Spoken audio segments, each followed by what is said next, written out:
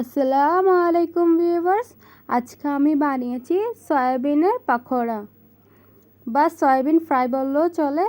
তো প্রথমে একটি ডেক্সিতে পানি নিয়ে নিয়েছি, সেখানের মধ্যে সয়াবিনগুলোকে ভালো করে ধুয়ে নিয়েছি।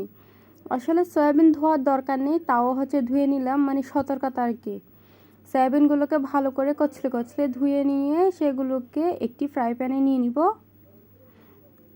সয়াবিন থেকে কিন্তু ধুয়ে ভালো করে পানিগুলোকে চিবে বের করে নিতে হবে, পানি থাকলে কিন্তু ভাল লাগবে না।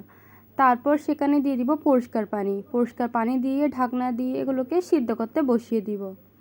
আসলে বিকালের টাইমে কিছু না কিছু খেতে ইচ্ছা করে, তাই আমি ভাবলাম সয়াবিনের এই রেসিপিটা বানিয়ে নিই। আমিও খেতে পারবো আর আম্মা আব্বুও খেতে পারবে। এটা কিন্তু খুবই মজাদার একটা রেসিপি। তারপর সিদ্ধ হয়ে গেলে দেখেন ফুলে পুরো ডাবল হয়ে গেছে। তারপর পানিগুলোকে ঠান্ডা করে নিব। পানিগুলো ঠান্ডা হয়ে গেলে চিবে একটি প্লেটে নিয়ে নিব। পানি একদম বের করে ফেলে দিতে হবে, পানিগুলো একদম চিবে তারপর নিয়ে নিব সয়াবিনগুলো। তারপর সয়াবিনের উপর দিয়ে দিব কর্নফ্লাওয়ার আমি 2 টেবিল চামচ দিছি। তারপর দিছি সামান্য পরিমাণ মরিচ বাটা আর সামান্য পরিমাণ গরম মশলা গুঁড়ি। আমি প্যাকেটের ব্যবহার করেছি, আপনারা চাইলে গরম মশলাগুলোকে বেটে বা গুঁড়ি করে ব্যবহার করতে পারেন। তারপর দিয়ে দিছি একটা ডিম। আমি যেহেতু সয়াবিন বেশি নিয়েছি তাই একটা পুরো ডিম দিছি। আপনারা যদি কম নেন পরিমাণে তাহলে কিন্তু অর্ধেক নিতে পারেন। ডিমগুলোকে অন্য একটি বাটিতে ফেটিয়ে তারপর হাফ নিয়ে নেবেন।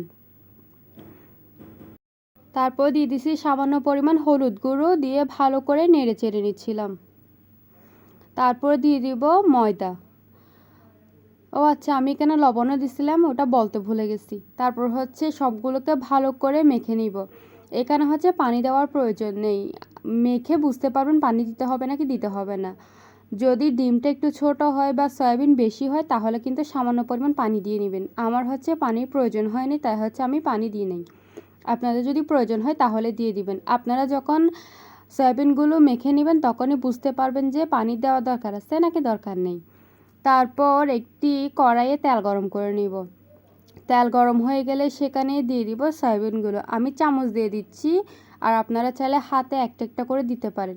যেহেতু সয়াবিনগুলো ছোট ছোট, একটা একটা করে দিতে অনেকক্ষণ সময় লাগবে, তাই আমি চামচে করে প্রায় 3-4টা একসাথে দিয়ে দিচ্ছি।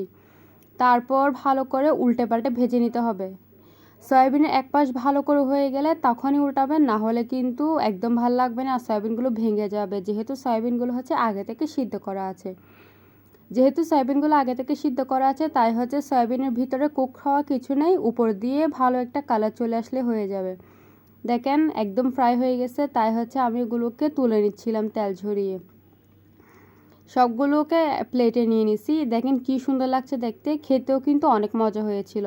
এটা একদম ইউনিক রেসিপি, মানে আমার নিজস্বই রেসিপি বলতে পারেন। নিজে যা পারছি তা দিয়ে বানিয়ে নিছি।